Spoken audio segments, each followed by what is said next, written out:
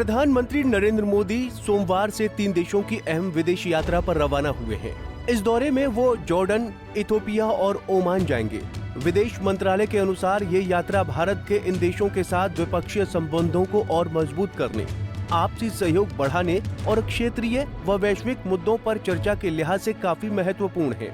प्रधानमंत्री अपनी पहली यात्रा में जॉर्डन पहुंचे। यहाँ उन्होंने जॉर्डन के शाह से मुलाकात की। प्रधानमंत्री ने जॉर्डन में अपने संबोधन में बताया कि भारत और जॉर्डन के रिश्तों का क्या ऐतिहासिक महत्व है। His Majesty King Abdullah, His Royal Highness the Crown Prince, दोनों देशों के डेलीगेट्स, बिजनेस जगत के लीडर्स, नमस्कार। फ्रेंड्स, दुनिया में कई देशों के साथ बॉर्डर्स तो मिलते ही हैं। कई देशों के मार्केट्स भी मिलते हैं, लेकिन भारत और जॉर्डन के संबंध ऐसे हैं जहां ऐतिहासिक विश्वास और भविष्य के आर्थिक अवसर एक साथ मिलते हैं। प्रधानमंत्री मोदी की 3 दिवसीय विदेशी यात्रा। जॉर्डन में प्रधानमंत्री मोदी और किंग अब्दुल्ला द्वितीय इब्न अल हुसैन के बीच द्विपक्षीय संबंधों की पूरी समीक्षा होगी। इसमें व्यापार, रक्षा सहयोग और राजनीतिक रिश्तों पर चर्चा शामिल है। इसके साथ ही मध्य पूर्व की मौजूदा स्थिति जैसे क्षेत्रीय विकास से जुड़े मुद्दों पर भी विचारों का आदान प्रदान होगा। प्रधानमंत्री मोदी जॉर्डन में भारतीय समुदाय को भी संबोधित करेंगे, जिससे लोगों के बीच संपर्क और मजबूत होगा। इथोपिया 16 से 17 दिसंबर। इथोपिया में प्रधानमंत्री मोदी और प्रधानमंत्री डॉक्टर अबी अहमद अली के बीच द्विपक्षीय संबंधों पर विस्तृत बातचीत होगी। इसमें राजनीतिक, आर्थिक और विकास से जुड़े सहयोग पर जोर रहेगा। ग्लोबल साउथ में साझेदारी इस यात्रा का मुख्य केंद्र होगी। इस दौरे की खास बात यह है कि प्रधानमंत्री मोदी इथोपियन संसद के संयुक्त सत्र को संबोधित करेंगे। इस दौरान भारत को लोकतंत्र की जननी के रूप में प्रस्तुत किया जाएगा। इसके अलावा वो वहां के भारतीय समुदाय से भी मुलाकात करेंगे।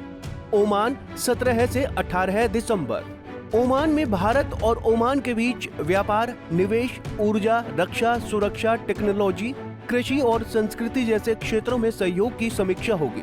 इसके साथ ही क्षेत्रीय और वैश्विक मुद्दों पर भी चर्चा की जाएगी।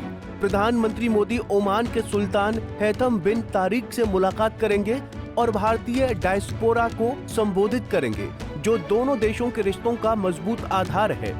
वहीं ये यात्रा भारत और ओमान के बीच राजनयिक संबंधों की स्थापना के 70 साल पूरा होने का प्रतीक भी है। इसके अलावा ये दौरा दिसंबर 2023 में ओमान के सुल्तान की भारत की राजकीय यात्रा के बाद हो रहा है, जिससे इसकी अहमियत और बढ़ जाती है। वहीं ये यात्रा ऐसे समय में हो रही है जब भारत का संसद शीतकालीन सत्र चल रहा है। आमतौर पर विदेश यात्राएं कूटनीतिक निमंत्रणों, द्विपक्षीय संबंधों की वर्षगांठ और अंतर्राष्ट्रीय कैलेंडर को ध्यान में रखकर तय की जाती हैं। विपक्ष, खासकर कांग्रेस, अक्सर संसद सत्र के दौरान प्रधानमंत्री की विदेश यात्राओं पर सवाल उठाती रहती है। हालांकि इस यात्रा को लेकर कोई बड़ी प्रत्यक्ष आलोचना सामने नहीं आई है।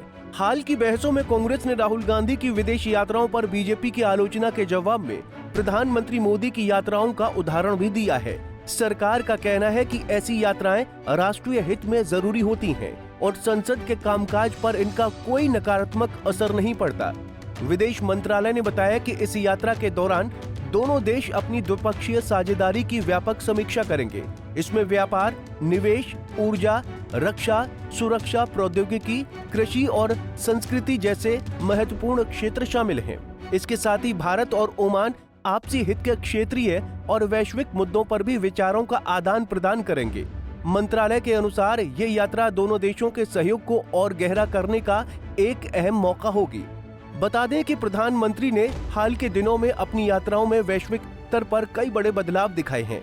एक तरफ जहां प्रधानमंत्री छोटे देशों की यात्राओं पर ज्यादा जोर दे रहे हैं, भारत की इन देशों की यात्रा से इतना साफ है कि भारत किसी को दबाने की नीति का समर्थन नहीं करता है।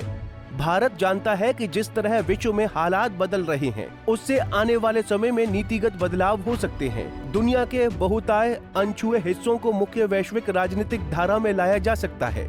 इसका लाभ होगा कि विकासशील और छोटे देशों की शक्ति संगठित तौर पर वैश्विक ध्रुवीय राजनीति को सीधे चुनौती दे सकेगी। बहरहाल प्रधानमंत्री मोदी की इन यात्राओं से देश की राजनीति को कितना लाभ होता है, ये तो संभवतः आने वाले दिनों में पता चलेगा। लेकिन जिस तरह भारत में राजनीतिक समीकरण बदल रहे हैं, उससे भारत की बात वैश्विक मंचों तक आसानी से पहुंच सकेगी। फिलहाल के लिए इस खबर में इतना ही। देश और दुनिया की बड़ी खबरों के लिए देखते रहिए पंजाब केसरी टीवी।